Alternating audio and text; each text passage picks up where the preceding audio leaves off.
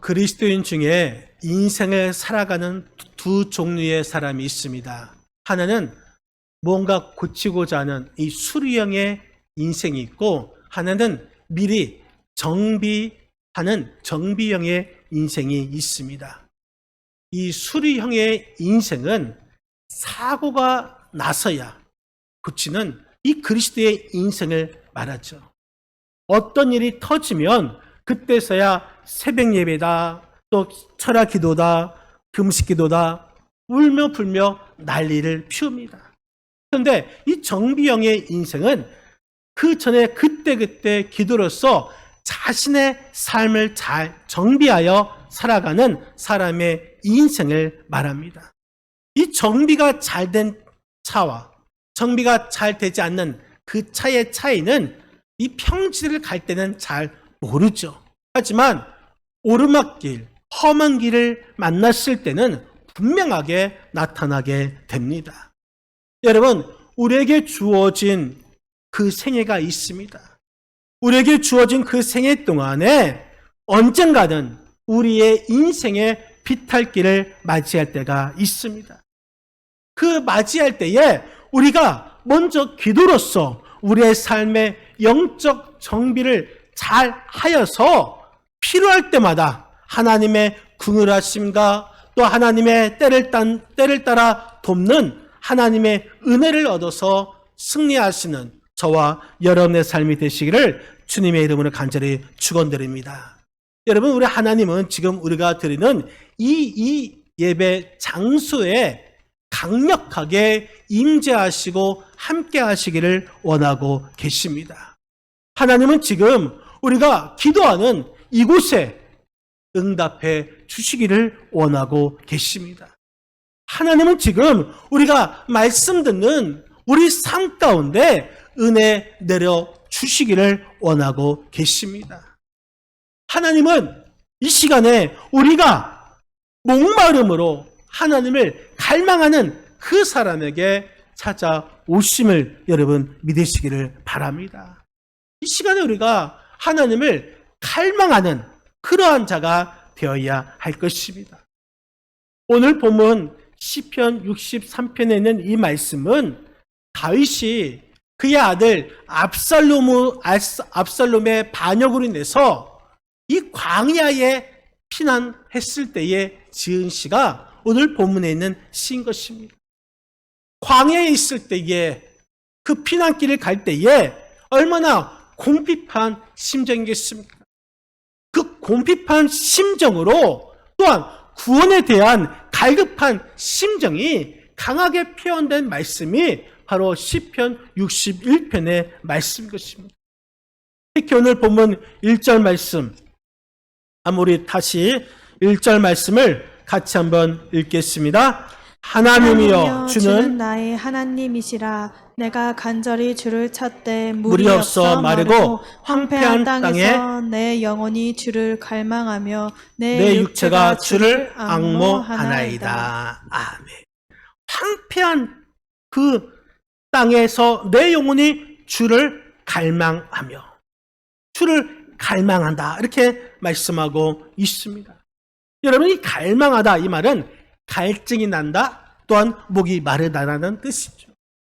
이 사막을 여행하는 그 사람이 물을 마시지 못해서 고통스러워하는 그 모습이 바로 갈망이라고 말합니다. 지금 다윗이 메마르고 또한 이 황폐한 그런 고난 가운데 하나님을 갈망하며 찾고 있습니다. 그리고 하나님께 대한 구원이 또한 하나님께 대한 생명이 하나님께 있음을 확신하였습니다. 오늘 말씀을 통해서 다윗이 우리 주님을 갈망하며 하나님 앞에 고백하고 있는데, 우리 다윗이 지금 다윗이 하나님을 주를 갈망하며 어떻게 고백하고 있습니까? 먼저 다윗은 주를 갈망하면서 주를 바라보겠다 고백합니다. 오늘 본문 2절 말씀, 2절 같이 한번 읽겠습니다. 내가 주의 권능과 영광을 보기 위하여 이와 같이 성소에서 주를 바라보았나이다. 주를 바라보았나이다. 여러분, 이 말은 구체적으로 대상을 파악하고 인식하는 것입니다. 내가 주님을 파악하고 인식하면서 바라보는 것을 말하는 것입니다.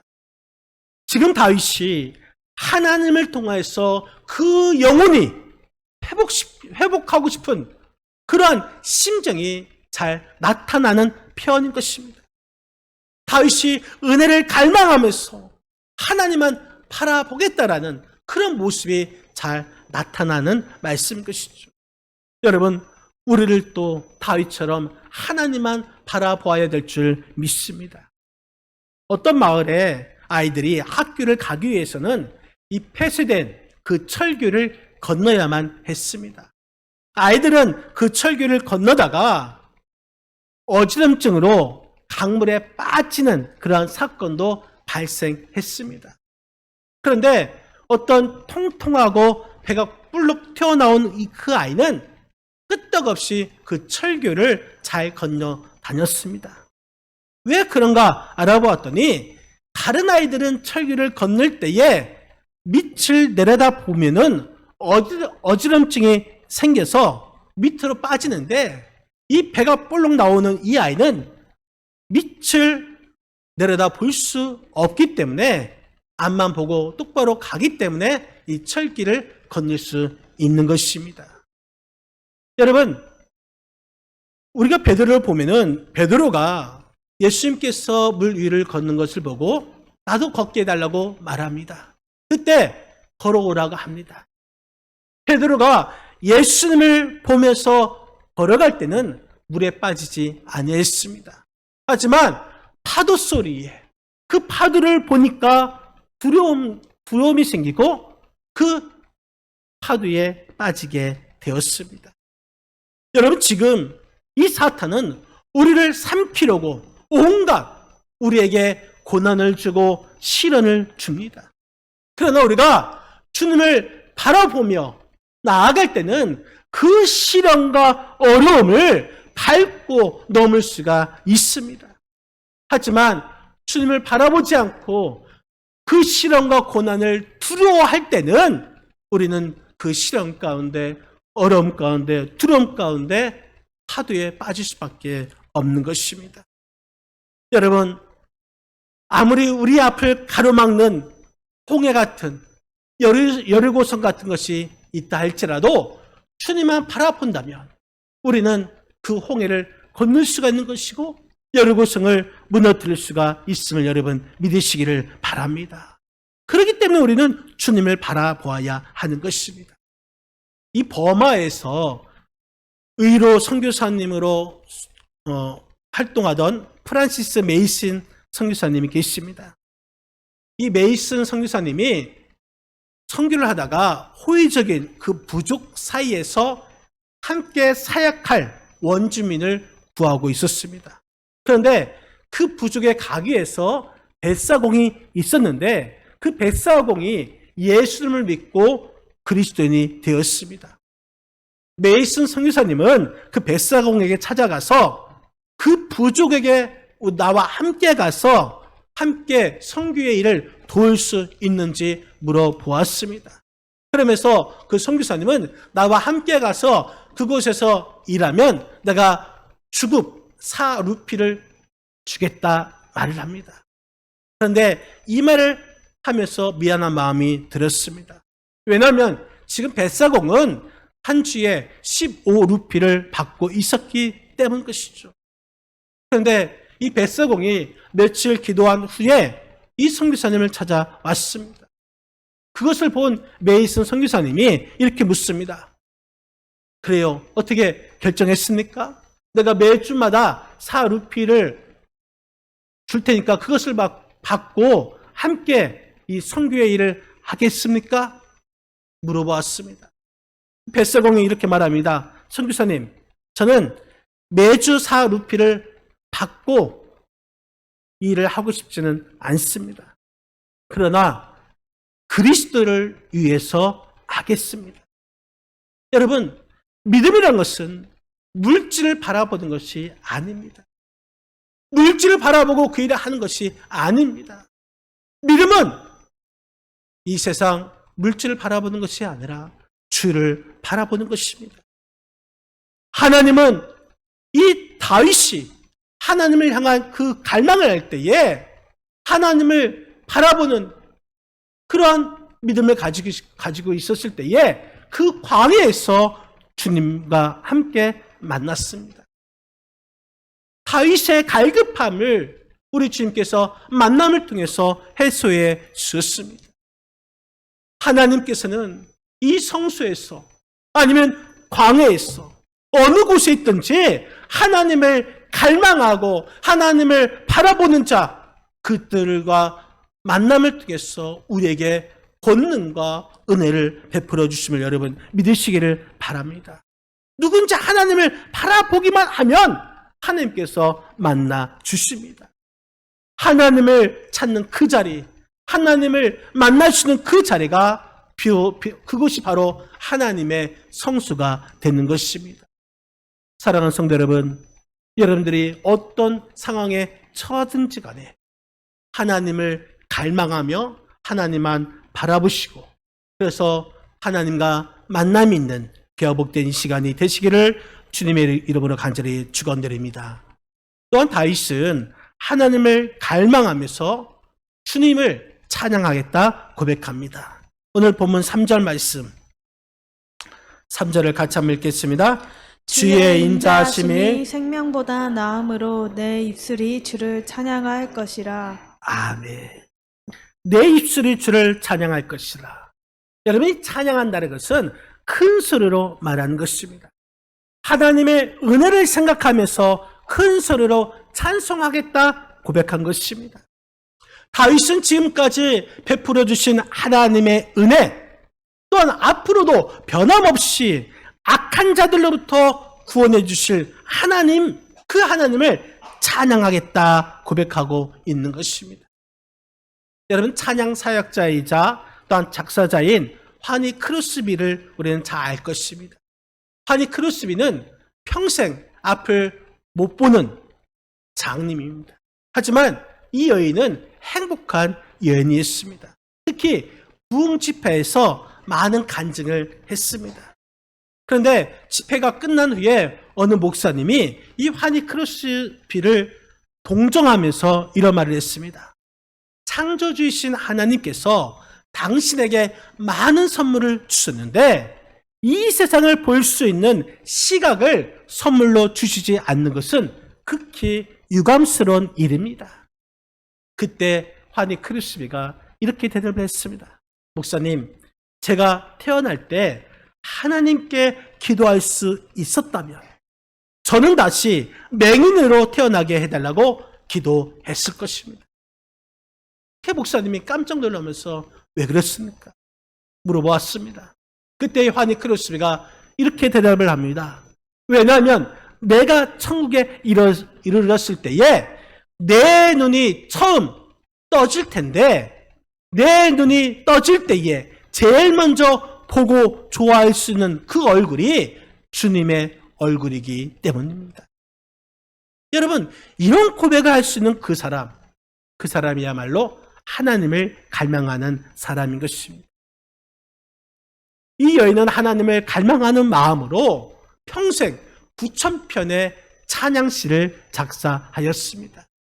우리가 잘 알고 있는 것처럼 예수 나를 위하여 또 예수께로 가면 인내하신 구세주여 나의 갈 길 다 가도록 나의 영원하신 기업, 이러한 찬양시가 찬송가 23편이 기록되어 있습니다. 하나님을 갈망하면서 찬양하는 연이었죠. 여러분, 오늘 본문에서도 다윗은 주의 인자하심이 생명보다 귀하다고 찬양하고 있습니다. 하나님의 그 사랑이 나의 육체적인 그 생명보다 더 값지다고 찬양한 것입니다. 다윗은 하나님의 그 사랑을 최고의 가치로 여겼습니다. 하나님의 사랑을 체험하는 그 사람은 하나님을 찬양하지 않을 수가 없습니다. 하나님을 갈망하며 찬양할 수밖에 없습니다. 바라기는 우리를 또 하나님께 받은 은혜가 있습니다. 하나님께 받은 구원의 은혜가 있습니다. 우리가 구원에 대한 그 확신으로 우리의 입술을 열어서 하나님을 찬양하시는 저와 여러분의 삶이 되시기를 주님의 이름으로 간절히 축원드립니다. 여러분, 다윗처럼 우리를 또 하나님을 갈망하면서 찬양함을 통해서 하나님께 우리의 신앙을 고백하시는 저와 여러분의 삶이 되시기를 주님의 이름으로 간절히 축원드립니다. 또한 다윗은 하나님을 갈망하면서 주를 따르겠다 고백합니다. 우리 8절 말씀, 8절 같이 한번 읽겠습니다. 나의 영혼이 주를 가까이 따르니 주의 오른손이 나를 붙드시거니와. 아멘. 나의 영혼이 주를 가까이 따르니, 가까이 따른다. 이 찰싹 달라붙는다, 바짝 뒤따르다라는 의미인 것입니다. 마치 이 새끼 새들이 어미새에게 바짝 달라붙어서 따라다니는 그 모습의 말씀인 것이죠. 보호자이신 하나님과의 관계를 친밀하게 유지하고 싶은 다윗의 모습이 잘 표현된 말씀인 것입니다. 아브라함 링컨이 남북 전쟁에서 승리하고 여유로운 마음으로 마차를 탔습니다. 그때 옆자리에 앉은 대령이 위스키병을 들면서 한잔 하겠느냐 묻습니다. 그러자 링컨이 손을 내면서 거절했습니다. 이번에는 그 대령이 담배를 권했습니다. 역시 링컨은 거절했습니다. 그러면서 어머니의 이야기를 합니다. 어머니가 돌아가시면서 내게 마지막 부탁을 했습니다. 술과 담배를 평생 하지 않겠다고 약속하라는 것입니다. 그래서 저는 어머니가 편히 눈을 감을 수 있도록 나는 서약을 했습니다. 그리고 목숨처럼 이 서약을 지키며 주를 따르겠다 작정했습니다. 그러니 어찌 내가 술, 담배를 할 수 있겠습니까? 그러자 그 대령이 이렇게 대답합니다. 저라도 술, 담배를 하지 않았을 것입니다. 내게 그런 어머니가 있었다면 나도 대통령이 되었을 것입니다. 우리 주님은 이 세상을 따르지 말고 나를 따르라 명령하셨습니다. 이 세상에 속하지 말고 나를 따르라, 내 안에 있으라 말씀해 주셨습니다.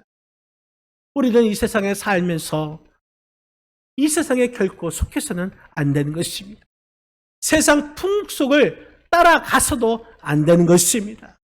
오직 그리스도의 따름이 그리스도인의 삶을 살 수가 있는 것입니다. 이 세상 사람들이 예수 그리스도를 따르는 것이 유익하지 않는 모습이 될 수 있다 하더라도 우리는 끝까지 하나님을 갈망하며 매달리는 것, 이것이 진정한 하나님을 가까이 따르는 자의 모습이 되는 것입니다. 여러분, 지금 다윗의 자신의 상황을 보았을 때에 주님을 따른다는 것은 무익한 것처럼 보일 수 있습니다. 그러나 그가 주님을 따랐습니다. 그리고 주님께 매달렸습니다. 그 결과 어떤 일이 일어납니까? 우리 8절 말씀, 우리 다시 한번 8절을 읽겠습니다. 8절입니다. 나의 영혼이 주를 가까이 따르니 주의 오른손이 나를 붙드시거니와. 주님을 따랐더니 그 결과 오른손으로 붙드시는 하나님의 은혜를 입었습니다. 여러분, 우리 현재 상황과 관계없이 하나님을 따를 때에 하나님께서 우리를 오른손으로 붙드시는 그런 은혜를 체험하게 되는 줄 여러분 믿으시기를 바랍니다. 우리도 다윗처럼 하나님을 갈망하며 따르시기를 바랍니다. 그럴 때 하나님께서 붙들어 주시는 그 은혜를 입는 저와 여러분의 삶이 되시기를 주님의 이름으로 간절히 축원드립니다. 여러분, 미국에서 성도들 간에 거북이 교인이라는 말이 있습니다.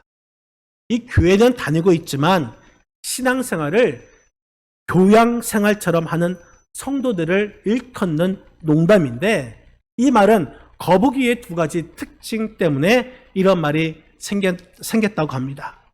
첫 번째는 거북이는 오랜 기간 먹이를 먹지 않아도 생명을 유지할 수 있다고 합니다. 이 사람은 먹지 않고 식음을 전폐할 경우에는 일주일 정도는 살 수 있다고 합니다. 그리고 작은 새는 한 10일 정도 살 수가 있고, 이 개, 강아지는 한 20일 정도는 살 수 있다고 합니다. 그런데 이 거북이는 신진대사율이 낮아서 500일을 먹이를 먹지 않아도 살 수 있다는 것입니다. 이처럼 영의 양식인 하나님의 말씀을 거북이처럼 거의 먹지 않고 살아가는 그 교인들을 빗댄 말인 것이죠. 우리 교회도 이 코로나로 인해서 거북이 교인이 있습니다. 정말 안타깝죠. 또한 이 거북이는 목의 힘이 강력합니다. 거북이의 목의 힘은 워낙 강해서 한번 등껍질 사이로 들어가면 아무리 힘이 강한 사람이라 할지라도 그 목을 절대로 꺼낼 수 없다고 합니다. 그런데 이 주변에 불을 피워서 조금만 따뜻하게 해주면 이 거북이는 몇 분도 채 되지 않아서 금방 목을 드러낸다고 합니다. 이 거북이의 이런 습성은 입맛에 맞는 설교를 하는 그 교회를 찾아다니고, 또 복음에 대해서, 헌신에 대해서는 무관심한 일부 성도들을 빗대서 꼬집은 말인 것이죠. 진정한 신앙생활, 이것은 나의 입맛대로 하는 것이 아니라 하나님의 뜻대로 하는 것입니다. 하나님의 말씀에 귀를 기울이고 복음을 온전히 받아들이는 그런 진짜 신앙생활을 하시기를 바랍니다. 여러분, 제발 여러분들은 거북이 신앙이 되지 않기를 바랍니다. 하나님께서 나와 함께 하심을 믿는다면, 하나님께서 살아계심을 믿는다면 우리는 하나님을 갈망해야 할 것입니다. 이 시간에 하나님께서 말씀하시는 그 음성을 우리는 들어야 할 것입니다. 여러분들이 지금 하고 있는 기도와 예배, 혹시 형식과 습관에 치우쳐져 있지는 않습니까? 처음에는 그렇지 않았는데 점점 본질은 사라지고 형식적인, 습관적인 흔적만 남아 있는 것이 아닙니까? 왜 이런 일이 일어난 것입니까? 하나님을 향한 그 갈망이 없어졌기 때문인 것입니다. 여러분, 이 시간에 하나님을 향한 그 갈망을 다시 회복하시기를 바랍니다. 다윗은 지금 절체절명의 위기 상황 가운데 있습니다. 자기 아들로부터 쫓기고 있는 그 상황인 것입니다. 그 상황에서, 사망에서 물을 찾는 그 심정으로 하나님을 갈망합니다. 그리고 하나님께 모든 것을 맡기며 소망을 두고 있습니다. 사랑하는 성도 여러분, 영적 갈망을 회복하시기를 바랍니다. 하락이는 우리 교회 교육부서가 이제 다음 주 주일부터 화요일까지 연합수련회를 갑니다. 잘 안전하게 다녀오고 또 즐겁고 행복하고 또한 추억이 남는 그런 수련회가 되어야 하겠지만, 먼저 하나님께 이 갈급한 영적 그 갈망을 회복할 수 있도록 여러분 많은 기도를 부탁드리겠습니다. 여러분, 우리 교육부서가 정말 하나님을 갈망할 수 있는 그 갈망이 필요합니다. 잃어버렸던 그 믿음을 회복해야 할 것입니다. 우리 교육부서뿐만 아니라 우리들도 이러한 하나님의 갈망하는 마음이 필요합니다. 여러분 바라기는 여러분들이 더욱더 하나님을 갈망하시기를 바랍니다. 하나님을 갈망하면서 다윗처럼 하나님을 바라보시고 하나님을 갈망하면서 다윗처럼 하나님을 찬양하시고 또 하나님을 갈망하면서 하나님을 더욱더 가까이 따르는 그 영혼이 되어서 하나님의 능력을 경험할 수 있는 우리 믿음의 복된 성도들이 다 되시기를 주님의 이름으로 간절히 축원드립니다. 기도하시겠습니다. 우리 이 시간 합심으로 잠시 기도하는 시간 갖도록 하겠습니다. 기도할 때에 하나님, 우리가 하나님을 갈망한